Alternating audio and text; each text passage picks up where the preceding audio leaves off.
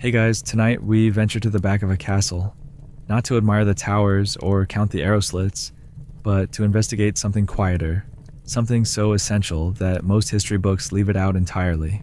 Behind those imposing walls, and under the rustling banners of medieval Europe, was a humble space no knight bragged about. A space where kings sat like peasants, robes lifted, eyes forward, thinking probably not of conquest, but of comfort. The castle privy, overlooked, underloved, and occasionally overhanging a cliff, is our first step. What's strange is how hidden this part of history really is.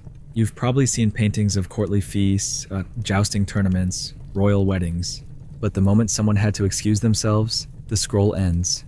The brush drops. Nobody wants to illuminate that moment when a duchess had to hike her dress and find a cold stone hole, hopefully before the stew returned with interest. The paradox is this: for a society obsessed with etiquette, they built their toilets with absolutely none. The medieval garderobe, a fancy French word that almost sounds like wardrobe, was not in the bedroom, but often outside the wall. Literally a box hanging over the air, suspended by wood or stone, open to the breeze and birds below. If you leaned too far, you weren't coming back. Gravity always wins. You can almost hear the wind now, whistling up from the moat past your bare ankles. So, before you get comfortable, take a moment to like the video and subscribe, but only if you genuinely enjoy what I do here. And let me know in the comments, where are you watching from? What time is it where you are? I love imagining this strange little world of sleepy learners drifting off at midnight in dozens of time zones. Now, dim the lights, maybe turn on a fan for that soft background hum, and let's ease into tonight's journey together. You trudge through the dim stone corridor, torch flickering gently on mossy walls. The draft gets stronger, colder. That's how you know you're close. The garderobe was often positioned far from living quarters, not out of shame, but practicality. Waste needed to go somewhere, and somewhere was ideally not under your pillow. So the privy was placed on the outer edge of the castle, often jutting out into the air like a stubborn balcony no one dared to decorate. These were not spacious affairs. You sat on a cold slab, a hole cut crudely in the middle. Some had wooden seats added later, more for splinters than sanitation. Beneath there might be a chute that led to a pit, a river, or directly onto the stones below. Yes, you just let gravity do the job. Efficient, disgusting, kind of genius. And it wasn't just for solitary thinking. Some garderobes were double-seaters, 2 holes, side by side, no divider, just you and your favorite squire. The notion of privacy wasn't quite the same back then. If the castle had dozens or hundreds of people, they rotated through shifts. The morning rush was not metaphorical. Here's a strange little tidbit. Some people stored clothes in the garderobe, not because it was convenient, but because they believed the smell kept moths away. This might be the first known example of fashion suffering for pest control. Historians still argue whether this practice actually worked, or if it just guaranteed your best tunic smelled faintly of despair. Now let's pause and imagine the sounds. The muffled scrape of leather on stone, the creak of wooden hinges. Somewhere below, a splash, not poetic, but undeniable. The medieval world was loud in unexpected places, and eerily silent where you least wanted it. One real historical note: King Henry III had a garderobe in the Tower of London so poorly designed that it leaked into the walls. Eventually, they fixed it by building a bigger pipe to shoot the waste farther away. Like many things in royal history, the solution was just more of whatever wasn't working. If you were a servant, your job included emptying the waste pits, or at least making sure no one important fell in. And if you were unlucky enough to be very low on the pecking order, you might be the one lowered into the pits with a bucket and a prayer. That smell? Let's not try to describe it. You're supposed to sleep, not hallucinate. And then there's winter. Imagine sitting on a stone seat in January, at dawn, with nothing but a cloak and regrets, the wind slicing in from underneath, like a ghost with very cold hands. Some castles tried to insulate the garderobe with straw, fabric, or sheer optimism. But mostly, you just went quickly and hoped frostbite didn't find you first. One more peculiar detail. These toilet balconies weren't just targets for filth, they were vulnerabilities. During sieges, invading armies sometimes tried to climb up through the waste chute. Yes, up. A poop shaft was a legitimate point of entry. And if that doesn't make you rethink medieval warfare, I don't know what will. And so, here you are, perched uncomfortably on a slab above the abyss, the air sharp, the night long. You don't shout, you barely move. And yet, history moves beneath you, slowly, messily, inevitably. The castle may be quiet, but this little outpost at the edge is alive with the very real, very human side of medieval life. It's not glorious, it's not clean, but it's true. You're still perched in the cold memory of that stone seat when you begin to notice something odd. It's not just the smell or the draft or the silence. It's the way the air itself moves through these places, as though even the wind knows to hold its breath. You shuffle forward now, deeper into the castle's bones, to a quieter corner where the garderobe evolves, not in sophistication, but in superstition. Welcome to the age of ghost drafts. The word garderobe literally meant guarding the robes, and as we touched on before, it doubled as a closet. This odd marriage of clothing and sewage tells you something deeply medieval. They were not obsessed with hygiene in our modern sense. They were obsessed with symbolism. Cold air was not just unpleasant, it was dangerous. It was a carrier of bad humors, the mysterious forces they believed caused disease. So, when a wind crept up the privy chute and kissed your bare rear, it wasn't just unpleasant, it was a potential death sentence. In many castles, people stuffed the chute with straw or cloth when not in use. Others hung thick curtains in front of the garderobe entrance, not for modesty, but to keep the spirits and the cold from entering the rest of the castle. One manuscript even suggested a priest bless the garderobe room to prevent demons from crawling up and whispering temptations. Historians still argue whether these blessings were routine or a sign of psychological strain during particularly bad winters. Let's talk about the smell again, briefly. People in the Middle Ages had a different threshold. They lived with animals. They died at home. Streets weren't cleaned. Your sense of bad odor today would have been considered mild to them, unless, of course, the ghost drafts came with it. Then it wasn't just a stink, it was doom on the breeze. Fact time, some garderobes were built over rivers or streams, using the natural water flow to carry away waste. This was seen as an upgrade, a kind of flush system. But in practice, those downstream quickly learned that drinking the water was a gamble. Whole villages became sick and never knew why. Bacteria hadn't yet entered the medieval vocabulary. They blamed curses, comets, or the wrath of saints. You, meanwhile, might be trying not to picture the flow rate of a small stream during a royal feast. Some castles, especially those in colder climates, began experimenting with multiple garderobes, one near the kitchen, one near the chapel, one near the royal quarters. It wasn't about luxury, it was logistics. If everyone lined up at the same hole, you'd miss mass, dinner, and maybe a coronation. So, if you were lucky, you got options. None pleasant, but some shorter walks. There's something tragic yet oddly charming about how medieval people tried to make their toilets slightly more bearable. One noblewoman wrote of covering the seat with a cushion, only to find it soaked the next morning. Another tried perfume petals, a kind of proto-potpourri, which quickly turned into a sticky disaster. No one truly conquered the garderobe, they endured it, like a bad haircut or marriage. Quirky detail alert. In some places, garderobes were built into the actual thickness of the wall, like secret passageways for bodily relief. This made them slightly warmer, but also more echoey. You'd hear the drop, the splash, the wind's soft whistle. It was like relieving yourself inside a giant stone flute. What you wore to the garderobe mattered too. Long tunics and robes had to be lifted carefully. There are quiet records, euphemistic in tone, of people accidentally soiling their clothes due to poor maneuvering. No one said wardrobe malfunction back then, but the concept was tragically familiar. One more fun fact. In Northern Europe, castle garderobes were sometimes shared by multiple floors, meaning, you guessed it, waist dropped from top to bottom. You prayed no one was seated below. And no, there were rarely lids or safety features, just hope, gravity, and maybe a short prayer to Saint Benedict, the patron saint of everything slightly awful. Historians still debate whether garderobes were used by servants or strictly for nobility. The truth is muddled. Some castles had separate facilities, others didn't. But regardless of who sat there, the experience was unifying. Cold, brief, and a little terrifying. The closest thing to democracy in a feudal system might have been the shared shock of that first icy gust.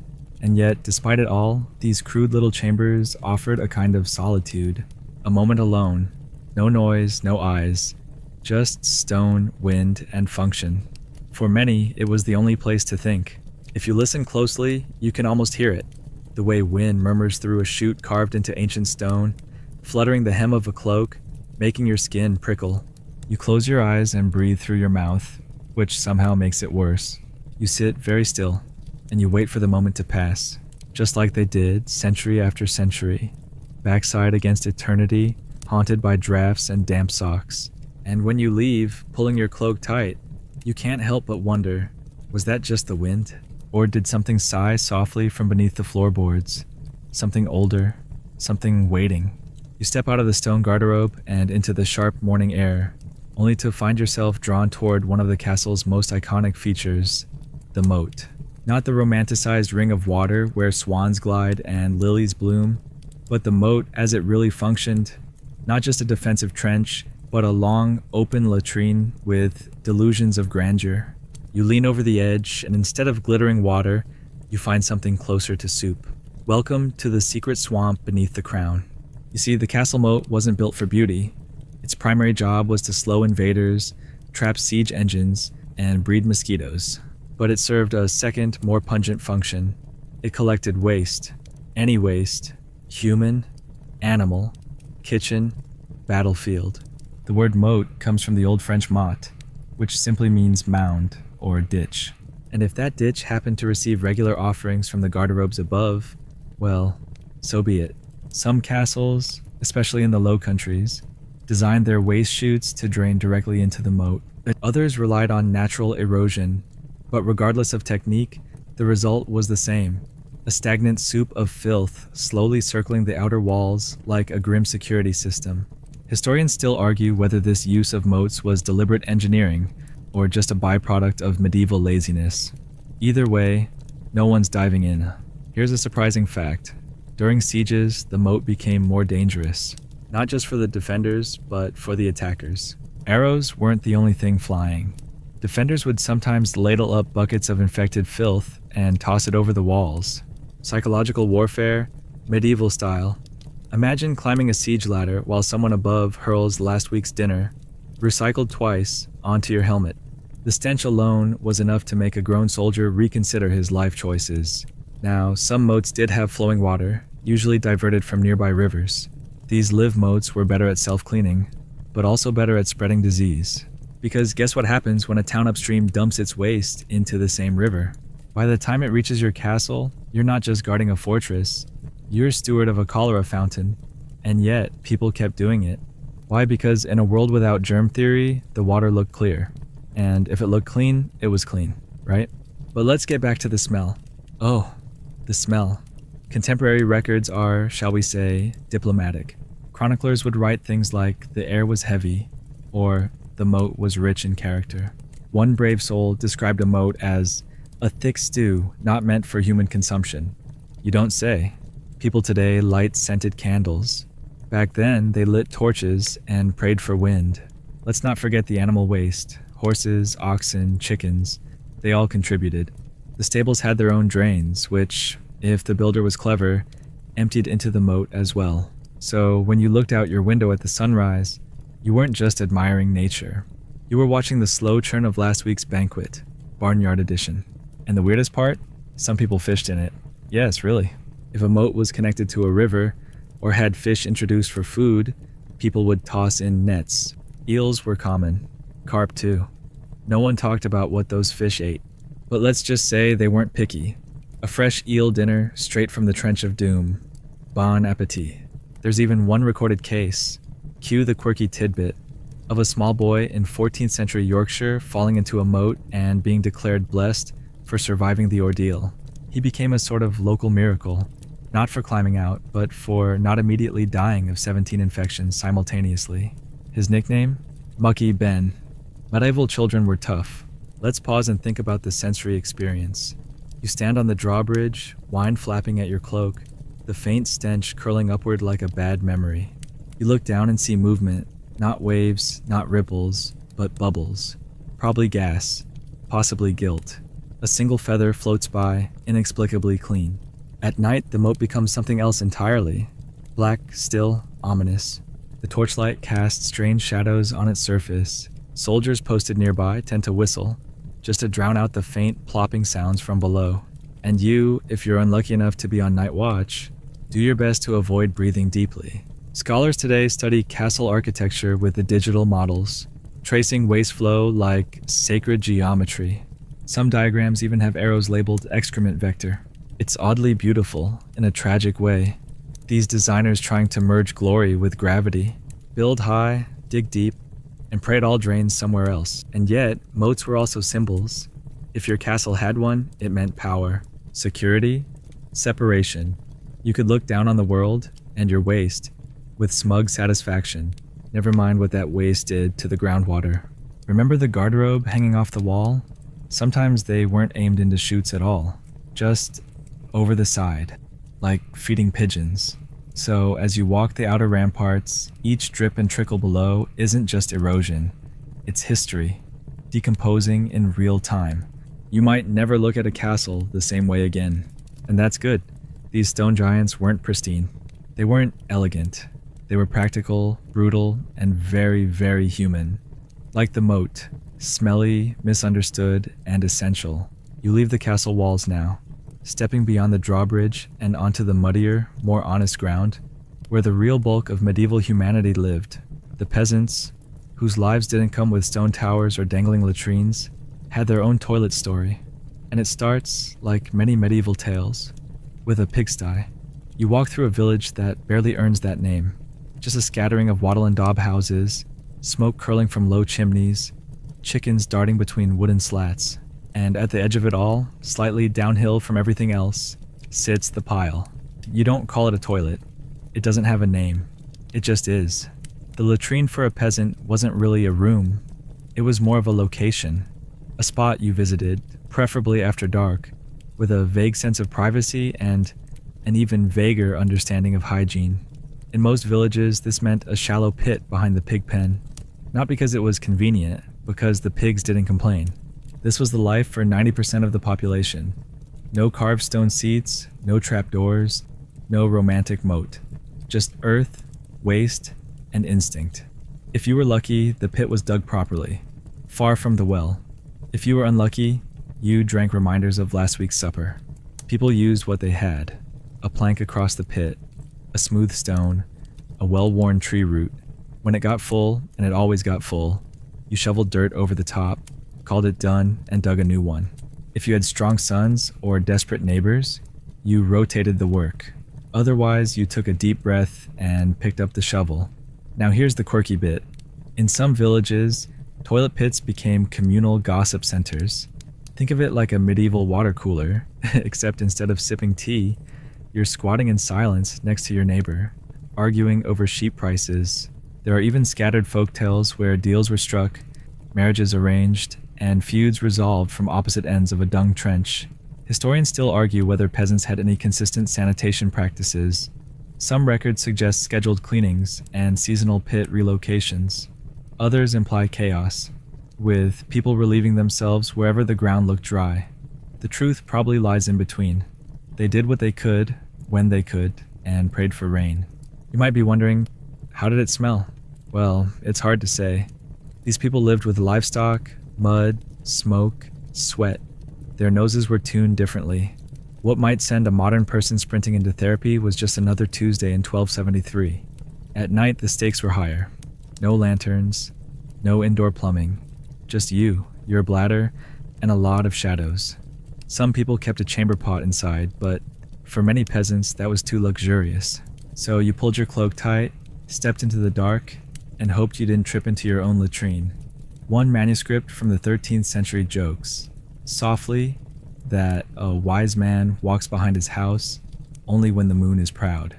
In other words, go to the toilet when there's light, or risk becoming part of the fertilizer.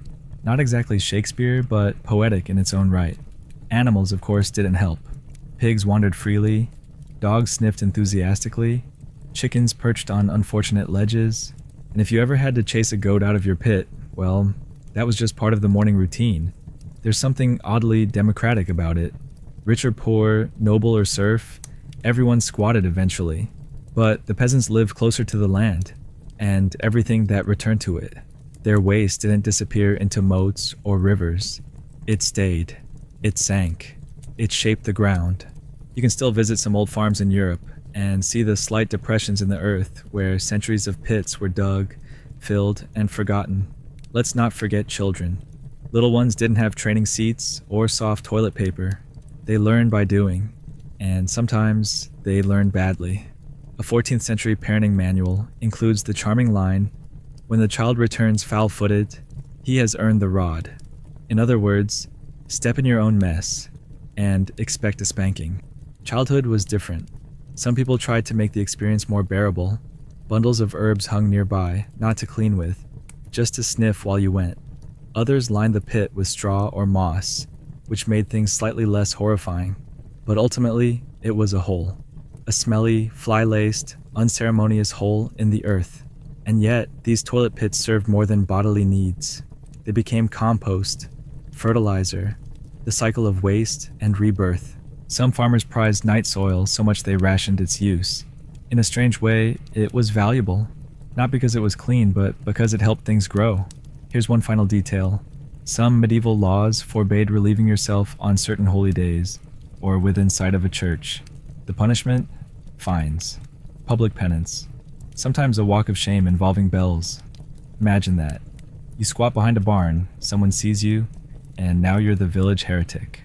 You leave the pigsty pit now, boots heavier, mind fogged. The air is still. A chicken clucks nearby. You wipe your hands on your tunic, not because it helps, but because it's habit. And you walk back toward the village with a new respect for those who lived at ground level, day after day, century after century, with no throne, no flush, and no illusions. You're not quite ready for what comes next, but then again, no one ever is. The deeper you walk into the medieval countryside, the stranger the relationship with waste becomes. This isn't just about pits or moats anymore. You're about to enter the world of dung heaps and divine punishment, where filth and faith shake hands in the unlikeliest of corners. Behind nearly every thatched hut, you'll find it. The heap. A slow-growing mountain of everything nobody wants to deal with. Human waste, animal droppings, rotting scraps, bits of cloth, broken pots, all of it layered in wet silence. And strangely, none of it moved quickly. No one rushed to remove it. Why would they? The dung heap wasn't a problem. It was a feature. Medieval people believed in a cosmology where sin wasn't just something you did, it was something you smelled. A foul odor could signal moral rot. Cleanliness was next to godliness, but only if you had the time, money, and divine favor to pull it off. For most people, existing beside a steaming heap of excrement wasn't just a daily inconvenience. It was a test, an earthly reminder that paradise was not here. Historians still argue whether dung heaps were managed deliberately or simply tolerated. Some believe villagers had rotation schedules. Others argue that it was pure inertia. Pile it until you trip over it, then shove it sideways. But one thing is clear. The heap had meaning. It was smelly, yes, but also symbolic. You suffered it. You lived near it. You kept your head down and your sandals lifted. Here's your quirky tidbit. In parts of medieval Ireland, dung heaps were believed to ward off spirits. One folktale describes a farmer who smeared cow dung around his doorframe to keep away banshees. Did it work? Hard to say. But the banshees didn't come back, and neither did any guests. And then there were the sermons. Priests often used toilets and waste as metaphors for sin. The soul that sins is like the pit that festers, wrote one firebrand monk in the 12th century. What goes in must come out, and beware what you feed your soul. You'd think that kind of spiritual warning would be reserved for the highborn, but no. Even in a hovel beside a composting mountain, salvation, or at least guilt, was just around the corner. You picture a peasant family kneeling in church, ash on their foreheads, fasting through Lent, and back home their backyard continues its quiet fermentation. Nothing stops. The heap keeps rising, layer by layer, like time measured in smell. Let's talk logistics for a moment. A typical village might have dozens of these heaps. In dry months, they dried out and crumbled. In wet seasons, they oozed. And during a particularly unfortunate spring, the whole village might smell like boiled cabbage and regret. There are reports, muted, embarrassed, from traveling clerics who refused to stay overnight in certain towns due to the unholy fog. That's not poetic exaggeration. That's someone gagging mid-hymn. Children played near the heap, sometimes on the heap. It wasn't fenced off, it wasn't labeled. It was just there, a fact of life, like firewood or fleas. And here's where the punishment comes in. If you were accused of a crime, especially a minor one, you might be forced to clean someone else's dung heap, or worse, stand beside it in public for an hour, holding a sign of your sin. Sloth. Liar. Drunkard. Nothing humbles the spirit like flies in your nose. In one town near present-day Belgium, there was a tradition of hurling dried dung at bachelors who hadn't yet married by age 30. Historians still debate whether this was symbolic or just medieval matchmaking gone wrong. There's something deeply unsettling, and yet oddly honest, about how dung was treated. It wasn't hidden. It wasn't denied. It was seen. In a world full of pretense and pageantry, the dung heap reminded everyone of their place, lower than the angels, higher than the worms. And yet, despite all of this, people made it work. Some used the dung for fuel. Dried patties of cow or horse waste burned slowly and steadily. Others shoveled it into gardens. Night soil became nourishment. Waste became wealth. The stink was a promise that something ugly could feed something beautiful, eventually. Still, you can't help but imagine the daily dance, stepping carefully around the edges, keeping your sandals from sinking, pretending the flies aren't that loud, and all the while knowing this pile is a reflection of you, your household, your choices, your patience. You look up at the sky, gray with ash and distance. Somewhere, a priest is shouting about fire and brimstone, but here, in the soft squelch of the heap, you understand something quieter. History doesn't just smell, it remembers. You've had enough of pits and piles, at least for now. So you step back indoors, toward the dim interior of a modest home. Not a castle, not even a manor, just a simple wooden room with a thatched roof and creaking floorboards. And in the corner, tucked beside the bed, under a chair or behind a curtain, is something deceptively quaint. A chamber pot. You spot it immediately, not because it glows or smells, though often it did, but because once you know what it is, you can't not see it. It's a bowl essentially, wide, shallow, sometimes ceramic, sometimes pewter, sometimes decorated with flowers, saints, or Latin inscriptions, as if a pleasant painting might make the act feel cleaner. It doesn't. In the absence of plumbing, and frankly, the will to go outside at 2 a.m., the chamber pot was salvation. You simply reached down, pulled it forward, and hoped your aim was true. There were no seats, no lids, no soft night lights. Just you, half asleep, balancing over your sins. The quirky part? These pots had names. Jordan was a popular one in England. No one knows exactly why. Maybe a saint, maybe a river, maybe irony. Some called theirs the necessary, or, less politely, the piss pot. Historians still argue whether naming your chamber pot was widespread custom, or just something scribes liked to joke about when they got bored. And let's be clear, these were not exclusive to peasants. Nobles had them, priests had them, kings had gilded versions. You can still find one of Louis XIV's in a museum, painted porcelain, rimmed in gold, as if feces deserved a crown. Now picture the morning routine. You wake up, you stretch, you reach for the pot, and then someone, often a servant, sometimes a younger sibling, always the unlucky, had to carry that pot to the nearest dumping spot. This might be the pigsty, the privy, the street. Yes, the street. Because in cities, chamber pots often met their end in a single, gravity-assisted motion, tossed from a window. A sharp yell, "Gardez-le!" in Scotland, or "Prenez garde" in France, was your only warning. If you heard it too late, you were getting baptized in breakfast. Let's pause here.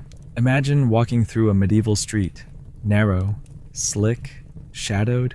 You hear a shout, you freeze, you look up, and down it comes, splashing into the gutter beside your boot. You mutter something inappropriate for Sunday, and then you move on, because there's nothing else to do. People tried to regulate this. City ordinances were written, fines were imposed, but still, it happened. Because the alternative was worse. carrying your full chamber pot down 6 flights of stairs, through narrow corridors, past sleeping neighbors. So people tossed and apologized, or didn't.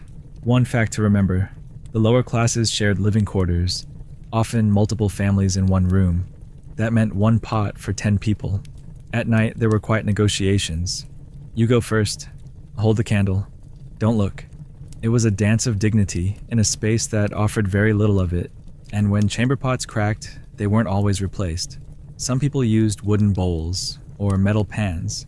One particularly sad letter from 1312 describes a family using a broken helmet. Sir Edmund's helm, it says, is now but a seat of nightly humbling. You can almost hear the shame in those words. Sometimes the pot was too full. Sometimes someone missed. Sometimes the pot froze overnight and shattered. These were not glamorous accidents, and they happened often enough that some medieval inns kept spare pants on hand, linen, scratchy, and deeply unfashionable. One scholar refers to this part of history as the quiet compromise. Chamber pots were never truly convenient, but they were the best bad option. You didn't love them. You didn't talk about them. You just used them. Here's a fun bit. Some chamber pots had little rhymes painted on them. Use me well and keep me clean, and I'll not tell where thou hast been. Or be swift, dear sir, for I hold no grudge, but tarry long and I may budge. Medieval humor was subtle, and for women, the pot was sometimes the only safe place to relieve themselves at night. Public privies were rare and often dangerous, so the chamber pot was not just a tool, it was a form of security, one that clanked, leaked, and occasionally bit back. Let's imagine the sound now.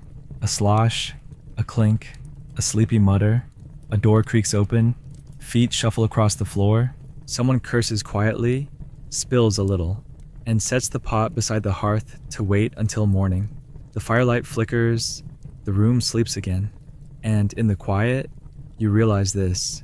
History isn't made by kings in armor. It's made by the people who carry the pot in the morning and pretend it's just another part of life. Because it is. You're walking through a narrow, crooked street now. Cobblestones worn smooth by centuries of feet and cartwheels. The scent of old bread, wet leather, and something unmistakably less poetic drifting through the air. This is a medieval city, and you've arrived at one of its most memorable rituals, tossing it out the window. It's early morning. You pass a shuttered upper window, then another, and suddenly, without warning, you hear it. The sharp cry that echoes through time. Gardy Lou, that's your cue. You move, because within seconds, the contents of a chamber pot will come sailing down in a graceless arc of inevitability. You don't look up, you don't ask questions, you just hope you're not standing downwind. Yes, the medieval city street was not just a place of trade and talk. It was also the exit chute for everyone's daily output. In towns across Europe, from London to Lyon, human waste didn't go underground. It went outward, from windows, from balconies, from those funny little wooden extensions called jetties, and it all landed in the street. Now, these weren't just little alleys of stone. They were semi-functional drainage systems. Each street had a central gutter, known as a kennel or runnel, where water and other things flowed slowly toward the nearest river, or pond, or just into the next street over. If you lived at the bottom of the hill, well, condolences. The smell was constant, ripe in summer, choking in rain. There are accounts of visitors fainting at the stench. One Italian merchant in 1372 described Paris as a city of many smells, not all of them holy. You can imagine the layers, tanneries, fish stalls, butcher scraps, and now, a fresh helping from someone's second-floor pot. It was quite literally raining history, and no one was exempt. Townhouses had no toilets. Even wealthy homes had chamber pots. If you lived on the second floor, or the fifth, what did you do with the waste? You weren't carrying it down a spiral staircase every day. You opened the shutter, you yelled, you dumped. The phrase garde l'eau is thought to be a corruption of the French garde l'eau, meaning watch out for the water. Water was an optimistic term, but it did the job. It warned the people below to scatter. Of course, not everyone gave warning, and not everyone made the target, which is why walking close to the buildings was considered smarter, counterintuitive, but safer from aerial attack. Here's your quirky tidbit. In Edinburgh, officials installed a bell ringer who would walk the streets at dusk and dawn to warn people to avoid the center of the road during prime dumping hours. A medieval sanitation schedule, complete with bells and side-eye. Historians still debate how much effort towns actually made to clean the streets. Some cities, like Bruges, had rudimentary sewage systems. Others just relied on pigs. Yes, actual pigs. To roam the streets and eat whatever fell. These were known as scavenger pigs. Cute in theory, filthy in practice. One traveler called them the moving mop of God. Some cities passed laws to fine people for dumping at the wrong times, or from too high up. In one town, a man was fined for aiming poorly and spoiling the cloak of a nobleman, which raises more questions than it answers. And yet this chaos worked, in its way. Streets were designed to slope, gutters ran down the middle, rain helped, most of the time. In drier months, people threw buckets of water or leftover beer to flush things along, and every so often the city hired men with shovels and carts to clean up the worst of it. They were called rakers. They were poorly paid, and they smelled like legend. There's even one report of a nobleman who invented a leather hat with a forward-tilted brim to deflect falling filth. It didn't catch on, possibly because it looked ridiculous, possibly because no hat is strong enough for some of the things that came flying out of those windows. But here's a strange twist. People got used to it. Children played hopscotch around the gutters. Women hiked their skirts as a reflex. Vendors placed their stalls slightly raised on wooden blocks, just in case. And visitors, well, they either adapted or stayed in better inns. Imagine it now. You're strolling through the city, nostrils slightly numb, ears tuned to any shouted syllables above. You step around a suspicious puddle, nod politely to a passing merchant, and try to forget that every drop of water could be something else entirely. It's not just weather you're watching out for, and in all of this, there's a strange kind of choreography, the daily dance of dump and dodge, of sound and splash, of caution and resignation. It was the cost of community. Shared space meant shared smells, shared risk. Modern plumbing didn't just change convenience. It changed how we saw each other. Today, we hide our waste. We seal it in porcelain and flush it out of sight. But back then, it was everyone's problem. Literally on your head if you weren't careful. So as you duck under a low archway and glance up, just in case, you can't help but admire the grit it took to live here. Not just because of disease or poverty or war, but because every morning someone still had to empty the pot, and no one wanted to be the one who forgot to yell. You step into the flickering torchlight of the royal palace, where the floors gleam slightly, and the tapestries hang heavy with embroidered saints and battle scenes. It's cleaner here, quieter, more refined. But don't let that fool you. Because even in palaces, perhaps especially in palaces, someone still has to deal with what the king leaves behind. And now, you're about to meet them. The toilet attendants, the unsung heroes of royal hygiene. Yes, these were real jobs, real titles, real salaries, modest, of course. In the English court, the position was formally called Groom of the Stool. It sounds like a joke, but it wasn't. The groom was a trusted member of the king's inner circle, responsible for assisting him during his most private moments, helping him undress, positioning the royal bottom, handing over the linen cloth or sponge, and occasionally offering gentle conversation while it all unfolded. And the weird part? It was a coveted position, because proximity to the king, even under these circumstances, meant influence.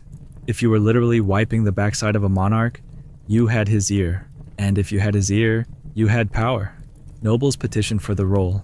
Some families passed it down like a legacy. One groom of the stool went on to become Chancellor of the Exchequer. You could say he climbed the ranks from the bottom up. There are records, carefully worded of course, that describe the daily duties. Rising early to prepare the stool room, laying out fresh linens, inspecting the royal close stool, a sort of wooden chair with a chamber pot inside, and standing by in case His Majesty needed anything, or everything. Historians still argue whether the role involved actual wiping or just supervision. Some claim the groom only handed over the cloth. Others insist he assisted fully. One chronicle describes the groom as he who both bears witness and receives the fruit of the king's digestion, which is poetic and horrifying. In France, a similar role existed, though it was often more symbolic. In the Vatican, popes had assistants for everything, including, yes, lavatory matters. Cleanliness may be next to godliness, but even godliness needs help with the finer details. Now here's your quirky tidbit. The groom of the stool kept a detailed logbook of the king's bowel movements.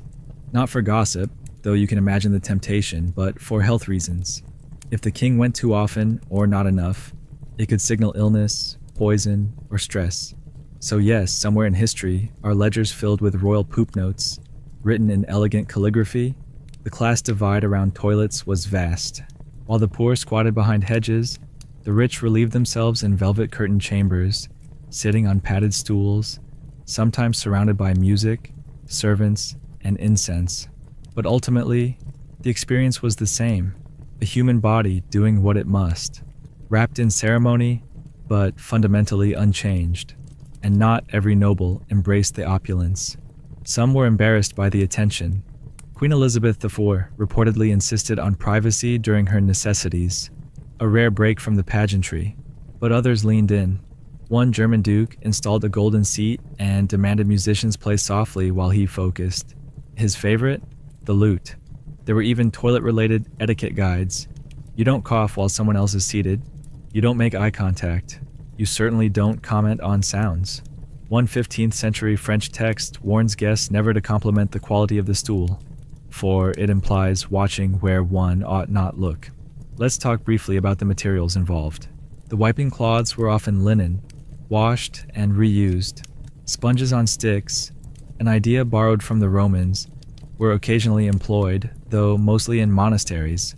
Water was used when available, and in some cases, herbs were rubbed onto the cloth to scent the experience. Lavender, rosemary, or, for the bold, vinegar-soaked sage.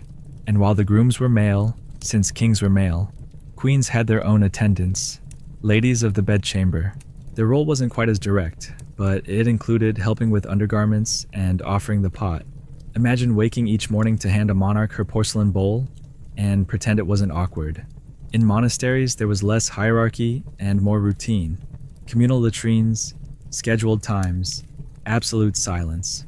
One Benedictine rule instructed monks to speak no word within the place of cleansing, lest the devil of pride arise, which sounds intense, but also kind of like a strange gym locker room rule.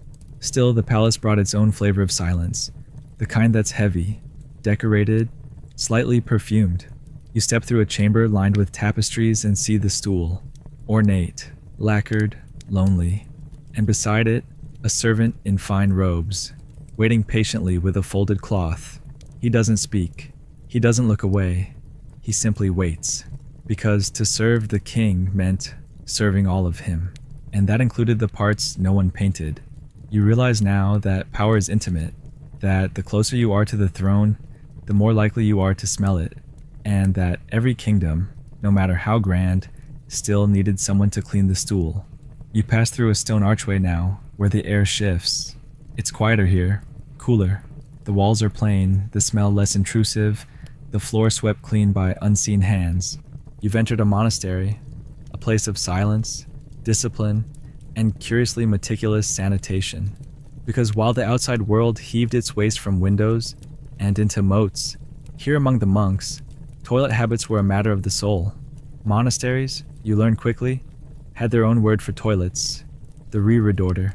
It sounds elegant, almost like a flower, but it was in fact a latrine, built with care, considered in architecture, and maintained like a sacred duty. You walk along a cloistered hallway and reach the end, where a long stone bench sits, pitted with evenly spaced holes. This isn't just a toilet, it's a ritual. The design varied by order and location, but the idea was always the same. Control, discipline, cleanliness. Monks didn't just relieve themselves when they felt like it. They had assigned times, usually after matins or before vespers, and they went in silence. Everything in silence. You sit quietly on one of the cool stone seats, feet on the worn floor. There are no doors, no partitions, just space and breath, and the faint sound of a water trickling somewhere below. Because yes, many monastic latrines were built over running water. Ingenious little aqueducts or streams carried waste away, Slowly, steadily, like time itself. No tossing, no yelling, no risk of overhead assault, just flow. It's a strange paradox. Out there in the cities and castles, people lived in chaos. But in here, where men renounced the world, they also perfected its plumbing. Here's your quirky detail.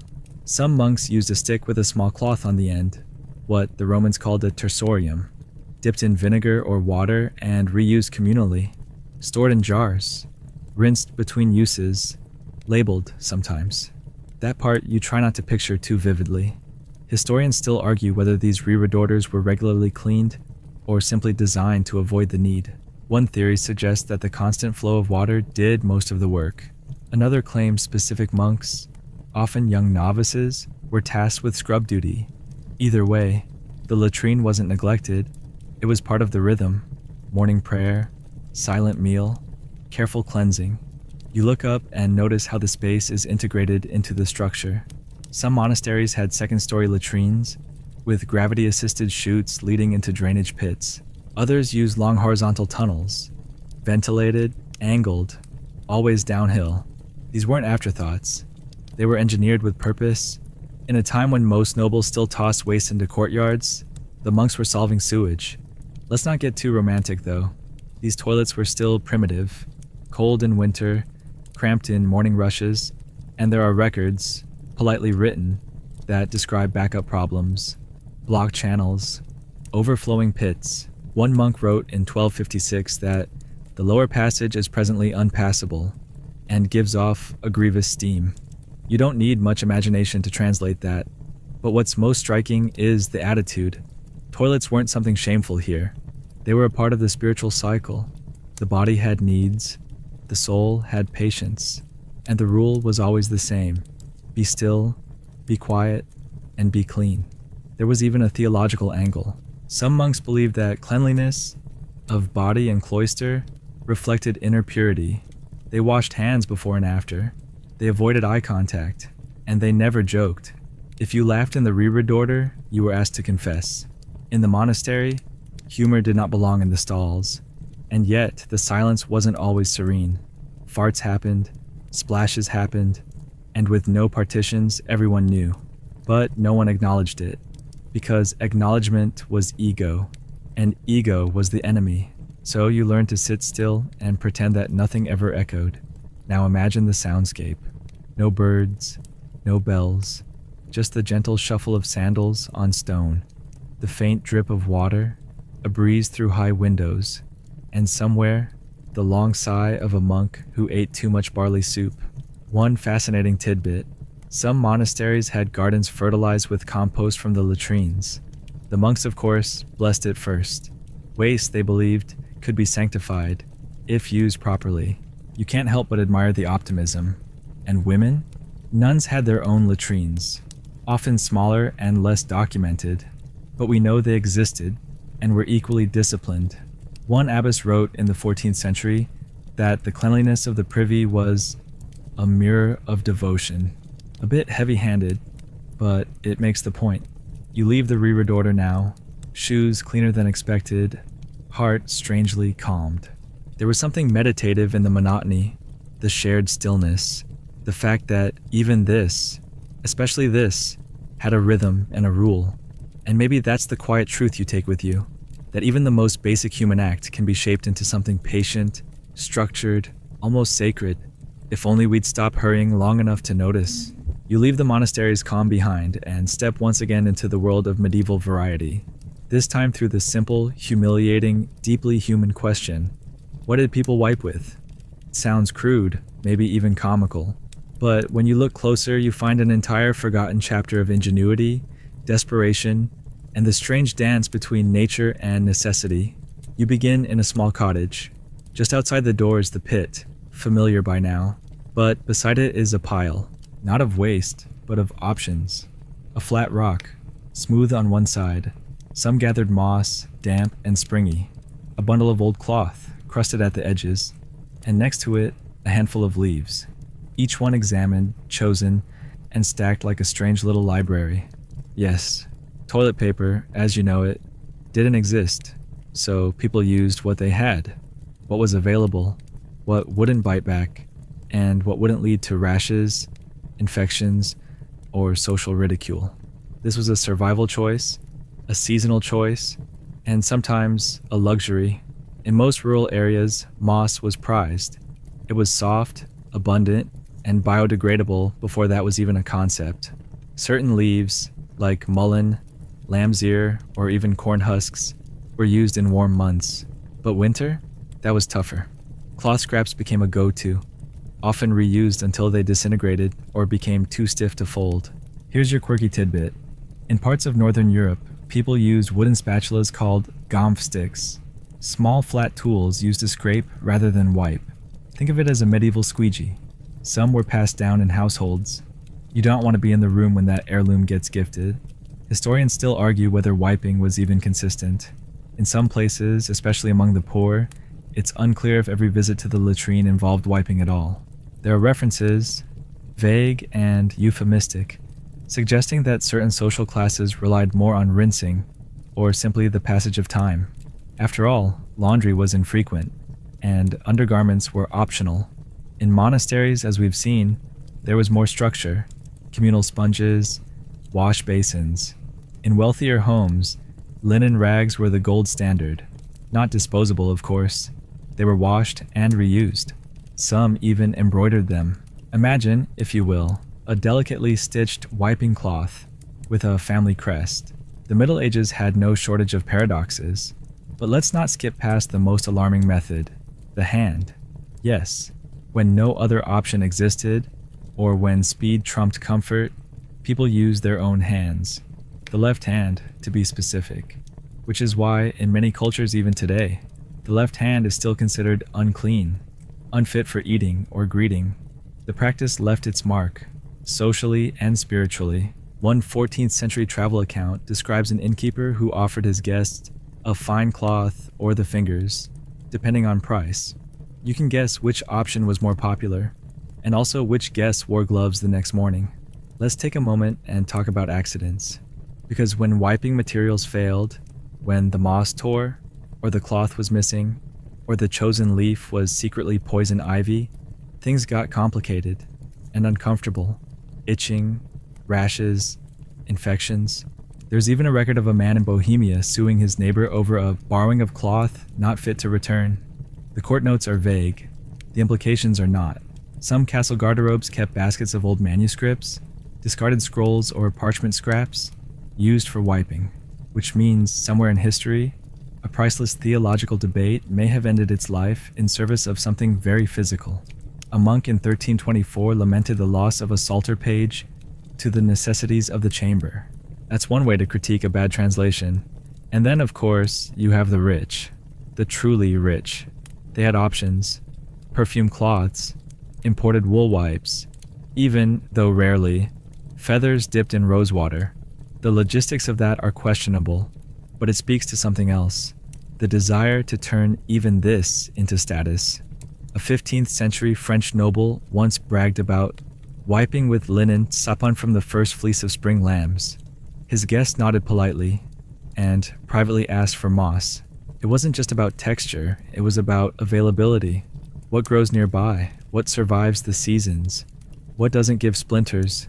Because yes, some tried flat wood, some tried seashells, and some regretted both.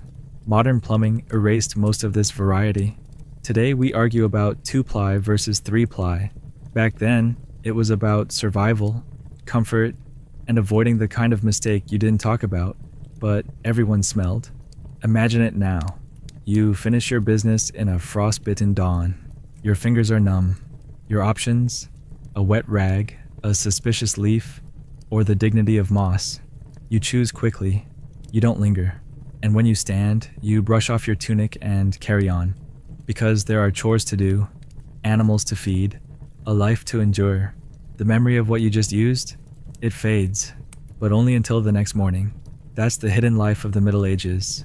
Not kings, not knights, just millions of people, making quiet decisions about how to stay clean with nothing but bark, rag, and luck. You find yourself wandering into a public square now, not a grand marketplace, but a small stone-paved space tucked between crooked houses and tilted taverns. It's louder here, busier. Children dart past your legs. A donkey sighs somewhere behind you. And at the far end of the square, built half into the wall and half into the ground, is a site both humble and historic, the medieval public toilet, known by many names, necessarium, common privy, or the more charming house of easement. This was where the people came when the chamber pot was full, the pigsty was occupied, and the night was too dark to squat in peace. You approach the building. It's small, windowless, and vaguely damp. The door creaks open with no ceremony, and inside you find a long wooden bench, pocked with holes, with nothing separating one seat from the next. Privacy? That was a luxury. Here, things were communal. You sit, not because you need to, but because history demands it. The seat is rough. The hole beneath smells of everything you expected, and one thing you didn't. And beside you, in your imagination, is a baker, or a fisherman, or maybe someone who just needed a break from his children. Public toilets weren't just functional. They were social. People talked here, whispered, gossiped, complained. You'd think the setting would discourage conversation, but in truth, the shared awkwardness encouraged it. When everyone is vulnerable, no one pretends. And for the lower classes, this may have been the only time all day that no one was watching. Still, the conditions were grim. Waste collected in pits or trenches beneath the bench. Sometimes there was straw, sometimes not. Rain helped wash it away. But more often, the filth simply built up, layer by layer, until someone, not you, never you, had to shovel it out. This job was sometimes given to criminals, sometimes to the desperate, and always performed at night. The phrase nightman wasn't just poetic, it was literal, and it usually came with a strong stomach and very poor eyesight. Here's your quirky tidbit. Some public toilets had carved graffiti, not just names, but crude jokes, doodles, or even poetry. One scratch message from 1397 reads, "He who eats beans sits long." Another, "Beware the one who hums while seated. He plots." You chuckle despite yourself. Historians still argue whether cities truly maintained these public facilities or simply hoped the rain would do the work. In London, records show orders for cleaning of the public seat, along with payments to workers for emptying the trench. But these payments were sporadic, and the work rarely kept pace with the use. In some towns, people eventually abandoned the public privy in favor of more private, though less legal options, alleys, stairwells, or the riverbank at dusk. And yes, some of these toilets were gendered, but many were not. It depended on the region, the religion, and the density of population. One Swiss village in the 14th century built a small screen between two halves of a public seat, calling it the Wall of Modesty. It was barely a foot high, which says more than it hides. Imagine the sights and sounds. Wood creaking under shifting weight, the occasional cough, the wind sneaking through a loose plank, and always the smell. Earthy, sharp, lingering in your clothes, your hair, your soul. You don't stay long. No one does. But everyone comes back. In wealthier towns, public toilets were built over running water, often a diverted stream or man-made channel. It was more efficient, cleaner, and occasionally beautiful. In medieval Islamic cities, for example, public latrines featured tiled walls, incense burners, and attendants who offered warm water for rinsing. Europe? Not quite. But the principle held, shared spaces could serve shared dignity. In theory. But theory often failed. Public toilets were magnets for crime, especially at night. They offered cover, vulnerability, and sometimes coins dropped through holes, unrecoverable unless you were very determined or very unlucky. One 15th century poem warns against the thief of the trench, a man who waited below to snatch loose purses. Whether metaphor or cautionary tale, the image lingers. Still, people adapted. Mothers brought children. Merchants popped in during errands. Soldiers relieved themselves before patrols. It wasn't pleasant, but it was part of a life. The same way street markets, bread ovens, and funeral processions were. The toilet wasn't separate from public life. It was inside it. And the social etiquette? Fascinating. You didn't stare. You didn't rush others. You never commented on sounds. And if someone farted, You coughed gently to cover it, not to hide the sound, really, but to acknowledge it with decency. A strange little dance of medieval manners. Let's not forget those who cleaned these places, often called gong farmers. In later centuries, their work began here, in the shadows of these public seats. They wore heavy leather, wrapped their faces, wielded long-handled shovels, and earned a living by scraping humanity out of holes no one else would touch. And they mattered. Without them, the city didn't work. The streets backed up, the rivers choked, and the plague came anyway. But it always came faster when the latrines were full. So as you rise from the public bench and step back into the open air, you carry with you a strange blend of humility and awe. Because these weren't just holes in the ground. They were witness to history. Every layer of filth, a record of those who lived, labored, and occasionally laughed, to the most basic shared truth of all. Night falls now, and the wind shifts. The city is quieter, but not silent. The torches flicker lower, the dogs bark less, and shadows gather in corners that once bustled. You walk slower, not just because of the cobbles beneath your feet, but because the air feels different, heavier, stranger. You've entered the realm of toilet superstitions and nightly fears. For in the medieval world, relieving yourself at night wasn't just inconvenient, it was dangerous. Physically, yes, dark streets, slippery stairs, chamber pots with questionable seals, but also spiritually, because when the sun went down, another kind of presence woke up. The outhouse, the privy, the corner pit, all were seen as potential thresholds, not just to the sewer, but to something else. People believed these places could become entry points for evil spirits, ghosts of the unshriven dead, or demons with an unfortunate sense of humor. One popular belief held that sitting over an open hole, especially after dark, exposed your soul. The body was vulnerable, yes, but so was the spirit. If a demon wanted to sneak in, what better moment than when you were half asleep, pants down, and looking anywhere but behind you? Here's your quirky tidbit. In 14th century Germany, some households kept a small wooden cross above their chamber pot to ward off latrine demons. Others sprinkled holy water into the privy pit each evening. Just a splash, just in case. You don't want to be the one who gets possessed down there. Historians still argue whether these rituals were truly believed, or simply comforting habits passed down like bedtime prayers. But the consistency of the story suggests something deeper. The latrine wasn't just smelly, it was symbolic. A portal, a place where boundaries blurred, between purity and impurity, day and night, safety and fear. And there were stories. Oh, so many stories. In Italy, it was said that if you didn't knock before entering a privy at night, a ghost might greet you. In parts of Eastern Europe, witches were believed to gather under communal toilets to steal secrets from those above. And in one English village, children were told that if they didn't whisper a rhyme before relieving themselves after sundown, the claw might reach up and drag them through. Rational? No. But in a world where most deaths were unexplained, where illness came in waves and night was truly dark, people created meaning wherever they could. And the privy, with its smells and sounds and solitary nature, was fertile ground for the imagination. People got creative with protections. Some burned herbs near the door, sage, rosemary, or juniper. Others installed wind chimes, believing the sound would ward off the malicious. And one French manual advised men to carry a small pebble from a holy stream in their pocket when going out at night. Again, just in case something tried to speak from below. And yet, despite the fear, people still went, because they had to, which meant learning to move silently, to avoid eye contact, to never speak of what you heard down there. Not the creaks, not the whispers, certainly not the sudden splash when you knew no one else was around. The fear wasn't limited to spiritual entities, of course.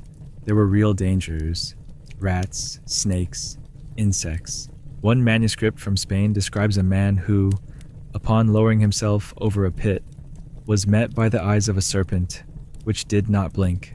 He never used that privy again. Women were particularly vulnerable. Night privies were dark, distant, and unguarded.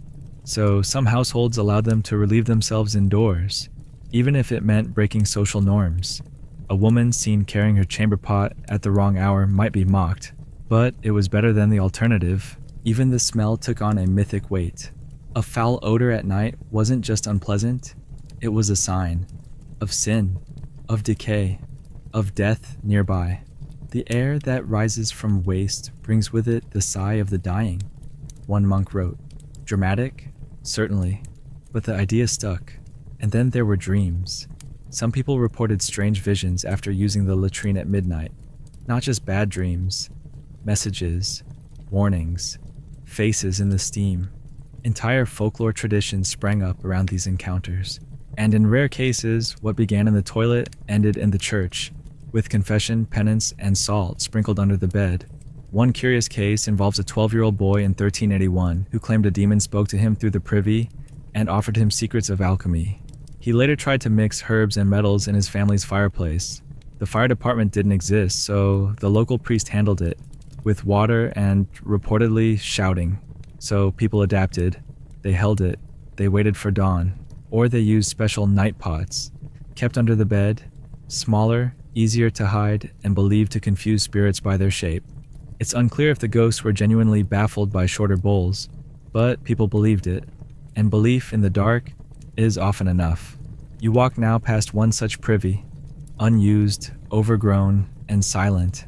The door creaks in the breeze, a single crow calls from the roof, and for just a moment you wonder what stories linger in that space. What sighs were heard, what promises were whispered into the night and never repeated. Because if the medieval world teaches you anything, it's that fear lives not just in forests or dungeons, but in the quiet places we pretend are unimportant, like toilets, especially toilets. And maybe, just maybe, that's why we still turn on the light. You make your way now through a narrow alley, where stone gives way to brick, and the air grows heavier with questions no one dares to ask aloud. For all the chatter about knights and kings, about monks and merchants, there's a topic that most medieval records dance around delicately, or avoid entirely. And yet, behind closed doors, behind drawn curtains and lowered eyes, one truth stood quietly, persistently. Medieval women also had to go, and it wasn't easy. Welcome to the world of female hygiene and forbidden spaces. You notice quickly that public toilets weren't built for women. Not really. Many towns didn't provide them at all. And when they did, they were poorly located, dimly lit, and often dangerous. So what did women do? They adapted. Quietly, cleverly, invisibly. Most women relieved themselves in private corners, behind their homes, behind a tree, or inside the kitchen garden. They timed it with the rhythm of the household, when the children were busy, when the men were away, when the sun dipped just low enough to cast long shadows. Secrecy was safety, but secrecy came at a cost. One woman in 15th century Bruges wrote in her diary that she held her bladder until the bones of my hips trembled. It wasn't dramatic. It was survival. Going out meant risk, not just of embarrassment, but of violence. The public spaces were not made for her, and if she took too long, she'd be noticed. Chamber pots helped, slightly. Women used them, often squatting rather than sitting, lifting layers of fabric and hoping nothing shifted at the wrong moment. But unlike men, who could relieve themselves discreetly in alleys or courtyards, women had to plan every motion, every step, every moment of exposure. And menstruation? That was a separate labyrinth. There were no pads, no tampons. Instead, women used rags, strips of linen or wool tucked into their undergarments or tied with cloth belts. These were washed, dried, reused, carefully, quietly. If someone noticed the drying cloths, shame followed. So they dried them behind the oven or in attics, or in small cloth bags tied to the bedpost. Here's your quirky tidbit. Some medieval midwives recommended lining the soles of shoes with dried herbs during menstruation, supposedly to absorb the heat of the blood. A remedy that makes no medical sense, but perhaps offered psychological comfort when little else did. Historians still argue whether menstruation was openly acknowledged or hidden entirely. Some evidence suggests women gathered together during their cycles, forming informal support groups. Others point to sermons and records condemning unclean women from touching sacred objects or entering churches. One law in 13th century England banned menstruating women from approaching relics, lest their impurity offend the saints. The truth likely lies somewhere in between, deeply dependent on region, religion, and class. Noble women had more privacy, more linen, and often more access to early medical care. Peasant women, by contrast, made do with moss, hay, or simply nothing at all.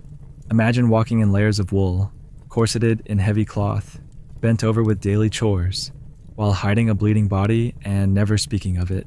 That was the reality for many.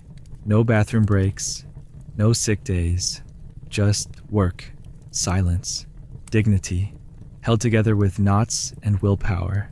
And yet, despite it all, women found ways to support each other, whispered advice, shared cloth, the quiet loan of an extra rag.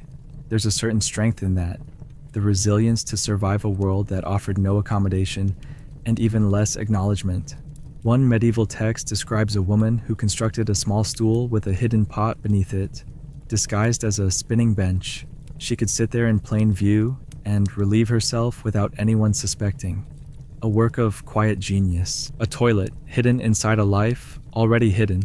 You might wonder, did anyone care? Did men understand? Occasionally. A few enlightened doctors wrote about women's needs, but they were often wrong. They believed that menstruation was a form of divine purging, that female urine was colder, wetter, more melancholic.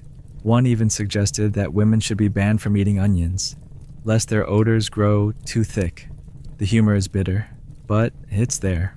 And so the female toilet became a kind of ghost space in medieval life. Everyone knew it existed. No one wrote it down. It didn't appear in blueprints or legal codes or sermons, but it existed, woven into the rhythm of daily life, whispered through back doors, concealed beneath the petticoats and layered shame. And maybe that's the cruelest part. Not the inconvenience, not the danger, but the silence. The way history chose to ignore the bodily needs of half its population, as if pretending it away would erase the fact that women were human too.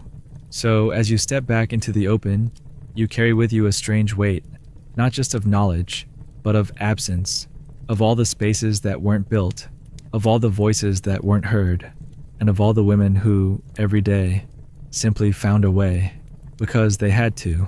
The sun has risen again, but its light does little to brighten what you now face.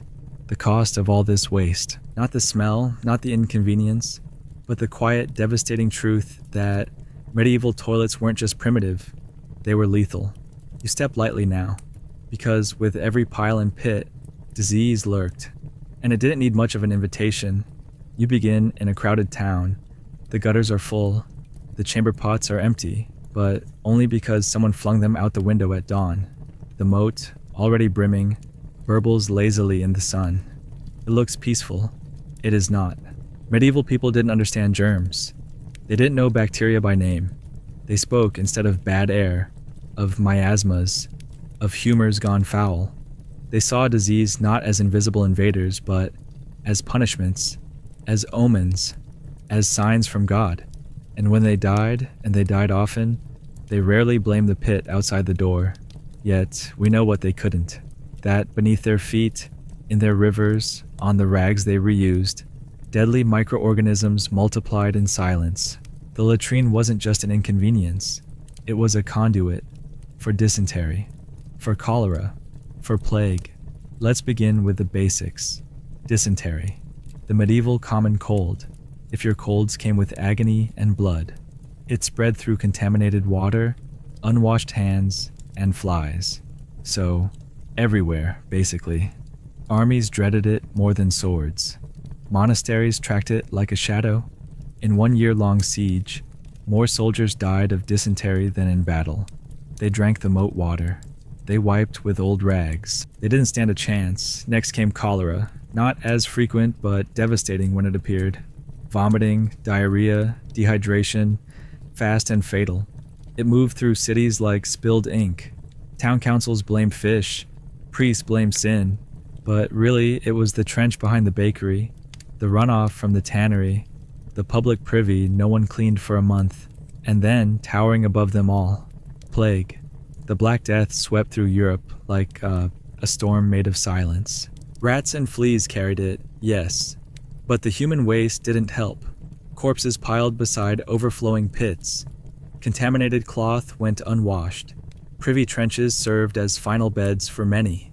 The smell of death was indistinguishable from the daily rot of living, and no one saw it coming until it was already inside their homes. Here's your quirky detail.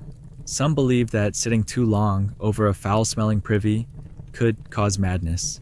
A theory not entirely wrong, considering the methane exposure in enclosed spaces. One record describes a baker who, after an hour in the rickety wooden outhouse behind his shop, came out speaking only in rhyme. He was taken as a prophet. He was, in fact, just very dizzy. Historians still debate how much medieval people guessed about the causes of disease. They knew clean water helped. They knew overcrowding made things worse. Some towns even built rules, primitive sanitation codes. Do not relieve thyself within 12 paces of the well. Do not cast refuse into the churchyard. But enforcement was spotty. And when disease came, enforcement meant nothing. Imagine a medieval physician now. He arrives at a house. The family inside is pale, shaking. The chamber pot is full. The bucket of water smells off. There's no soap, no gloves, no masks. He sniffs the air, waves a bundle of herbs, and bleeds the patient, then leaves. The patient dies. The doctor lives until he doesn't.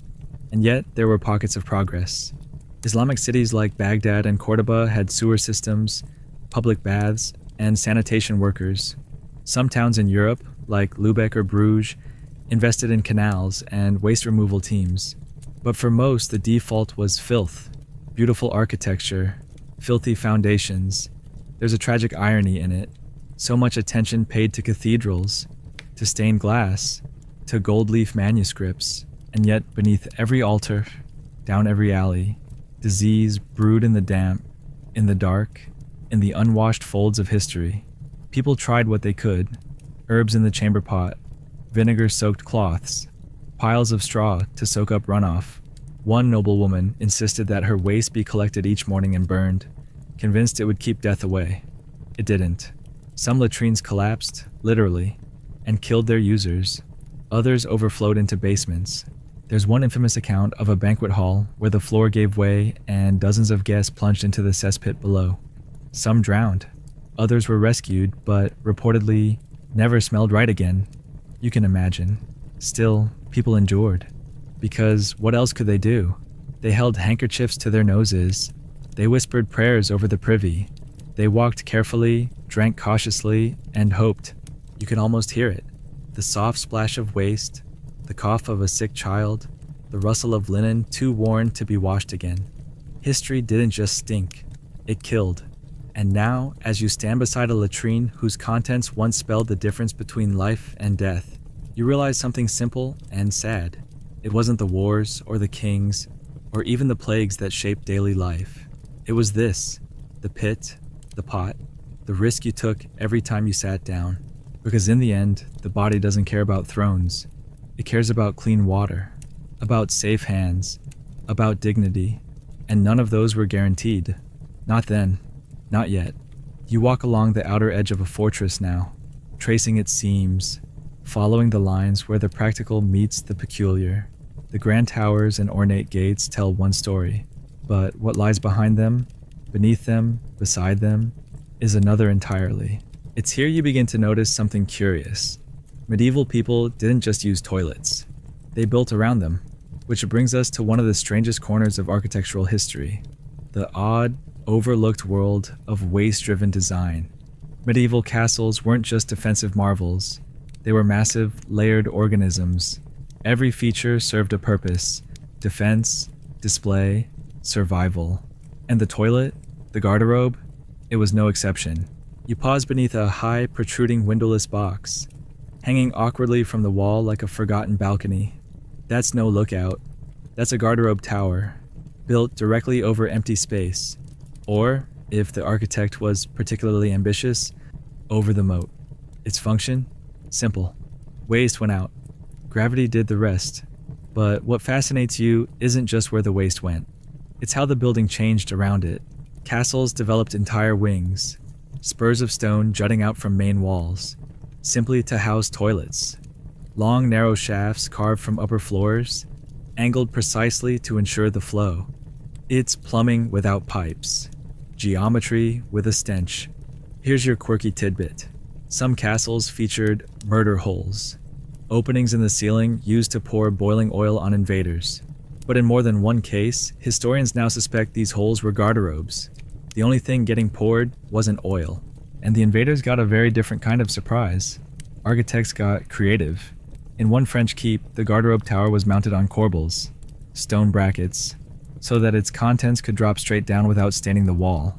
Another design channeled waste through a series of sloped stones, leading it away from the foundation. Not elegant, but clever.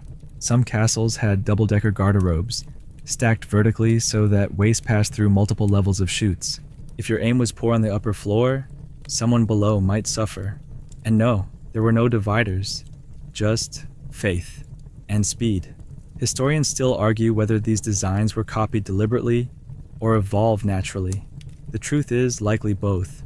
One castle had a small annex solely to house a toilet for the lord's private chamber, with a separate waste channel, angled west, because someone believed the wind would carry the smell away. It didn't, and not all innovations were welcome. In one noble manor, a sloped garderobe chute was mistakenly aimed toward the kitchen chimney. On warm days, the smell reversed course. The servants revolted. The chute was blocked. A lesson in ventilation. But castles weren't the only places with architectural quirks. Townhouses often included privy closets, tiny rooms tacked onto the side of upper floors, suspended over courtyards. Builders had to calculate angles carefully. One mistake, and your neighbor's garden became part of the system. Some disputes ended with feuds, others ended with bribes and new roofing. Churches, too, had their own setups. Monasteries, as you've seen, were meticulous. But even parish churches occasionally had latrines built into outer walls, hidden behind narrow doors. A pilgrim's relief was not taken lightly, and occasionally it came with a view of the cemetery, because of course it did. Let's pause on the strangest structure of all, the bridge latrine. In some towns, public toilets were built into bridges, hanging directly over the river. Waste dropped straight into the current. The bridge served two purposes, crossing and, well, uncrossing. London Bridge had several such additions. They were removed centuries later when the Thames finally rebelled. And then there were poop balconies, a real term used jokingly by some historians today to describe garderobes that extended just far enough to become structurally questionable. They jutted over courtyards, paths, sometimes even entrances. It's unclear whether anyone ever received a surprise baptism from above, but given the angles, it's not impossible. Design wasn't limited to function. Some garderobes were actually decorated, painted wood, carved stone, a small curtain for privacy. One had a tiny window with stained glass, a saint no less, watching over the process. You wonder if that was comforting or deeply unsettling. And for all their practical failings, medieval architects often saw toilets as necessities worth integrating, not hiding. They weren't tacked on as afterthoughts. They were included in the blueprint. This hole, that chute, this overhang, are each one telling you, yes, people lived here, and they needed somewhere to go.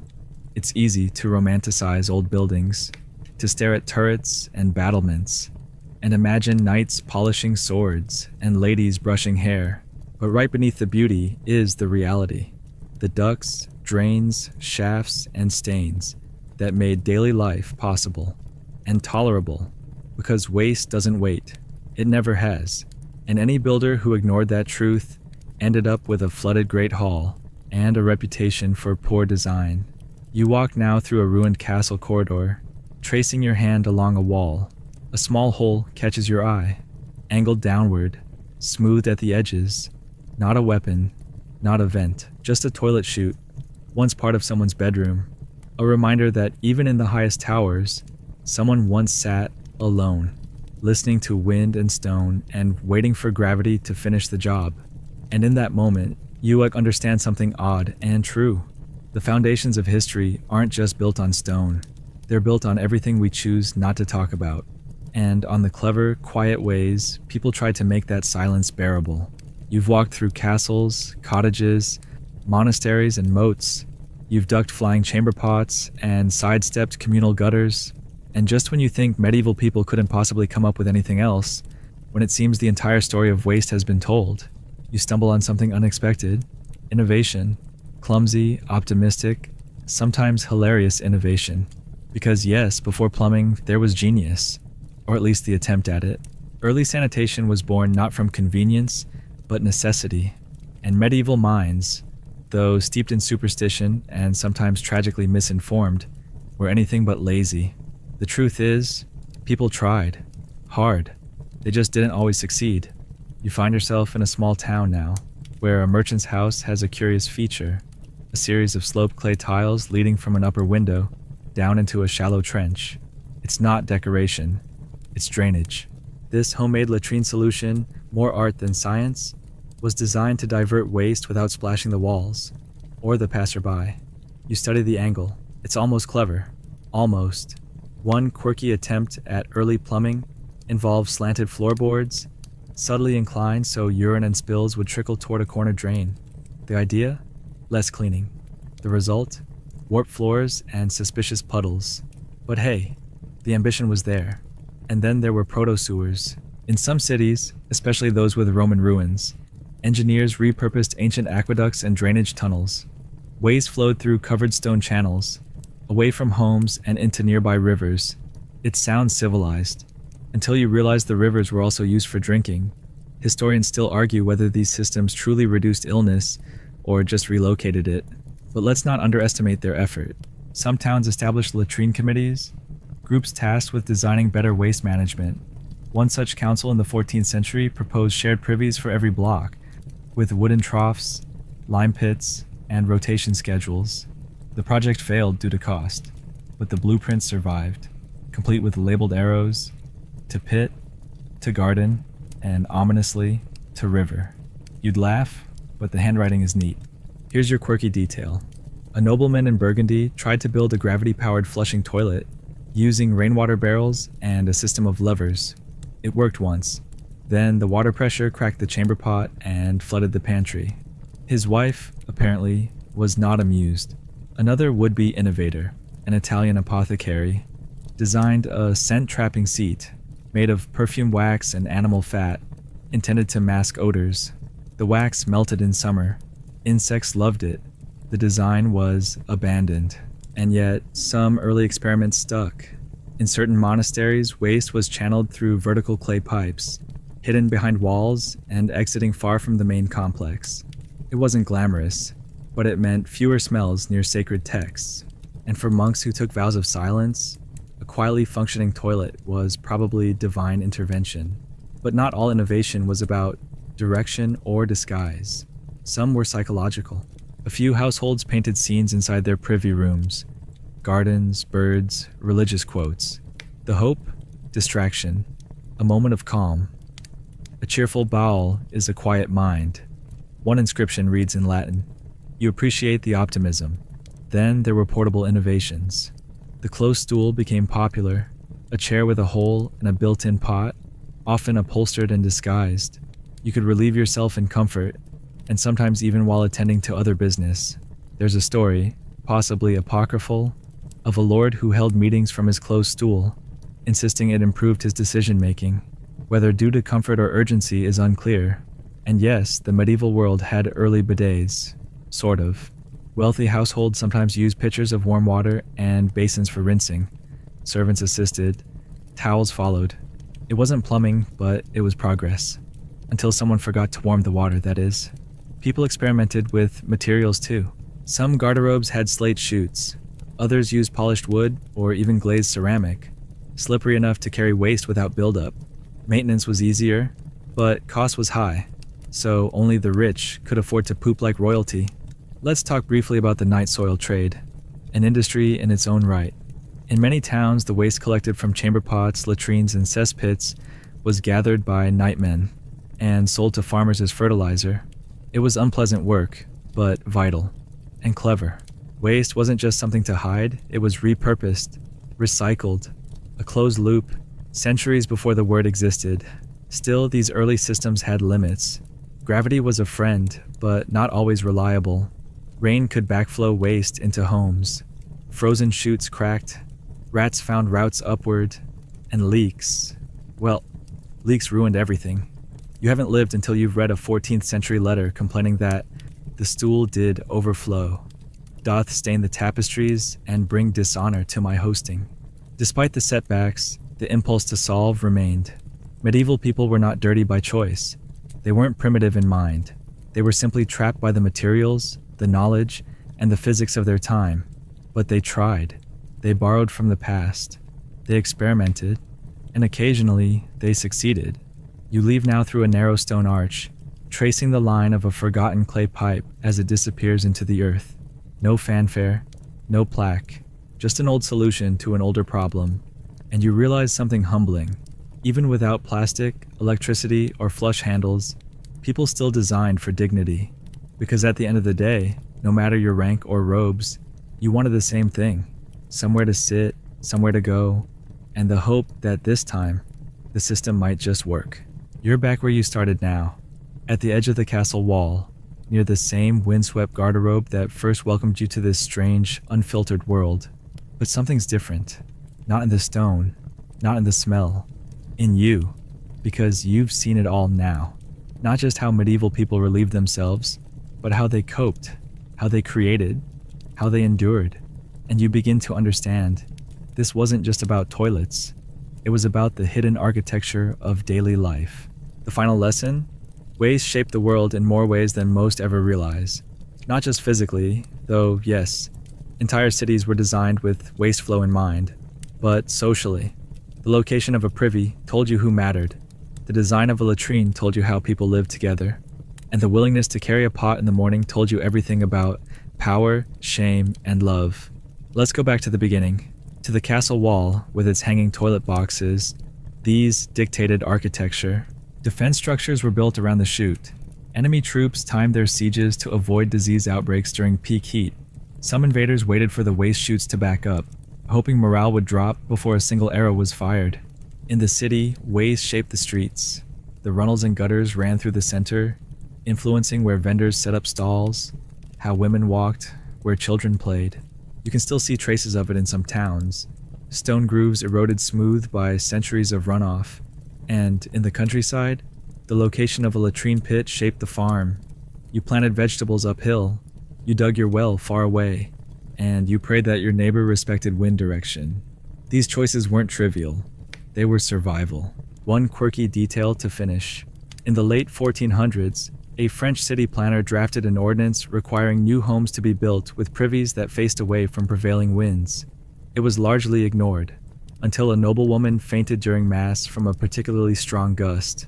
After that, the rule stuck. Historians still debate whether toilets played a central role in development. But consider this. When cities grew too large to manage their waste, plagues spread faster. When monasteries planned their reredos wisely, monks lived longer. And when night soil was collected efficiently, food grew better. In short, waste, when ignored, killed. But when respected, it sustained. Toilets influenced language too. Euphemisms flourished. Humor evolved. The privy became a symbol in literature, in sermons, even in politics. One 15th century satire described a corrupt official as one who seats himself high, but leaves much beneath. The metaphor was not subtle. And even today, in the modern cities we live in, echoes remain. Old sewer lines still follow medieval paths. Entire neighborhoods in places like London and Paris grew from patterns set centuries ago. Paths of least resistance, both for people and their waste. We don't think of toilets when we think of culture. We think of art, music, kings and queens.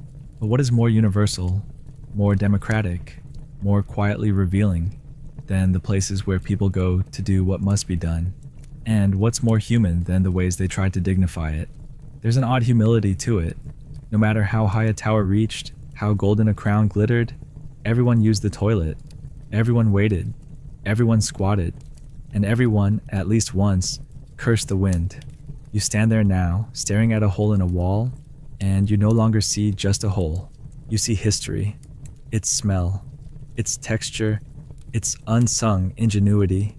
You see centuries of improvisation, embarrassment, cleverness, and resilience, all wrapped up in something most people would rather not discuss. But you know better now, because behind every throne is another kind of seat, one with fewer jewels, less ceremony, and far more truth. And truth, however it arrives, is worth remembering. Now take a slow breath. Let it stretch. Let the weight of stone walls and wooden seats, of cold drafts and distant moats, begin to dissolve. You've walked a quiet, strange road tonight, one paved not with marble or legend, but with chamber pots and compost heaps, with whispered fears and unseen pipes. And maybe, somewhere between the garderobe and the grainy rush of the town gutters, you felt it, that odd blend of humor and reverence, that soft, absurd miracle of survival. Because history isn't just what we carve into stone or paint on ceilings, it's also what we bury, what we flush, what we carry in a bucket and pour away before the sun rises. And yet, the people who lived then, they laughed, they grumbled, they improvised, they learned, they endured it all with a kind of stubborn grace. Now your room is quiet. The air hums gently. Fan or breeze, doesn't matter. The night has softened around the edges. Your eyes grow heavy, not with disgust, but with a strange comfort, because even in the worst of it, in the pits and drafts and dark corners, there was a kind of ingenuity, a kind of hope. Sleep now. Let the last whispers of torchlight fade. And remember, no matter how strange the history, you were there tonight, quietly watching, quietly knowing.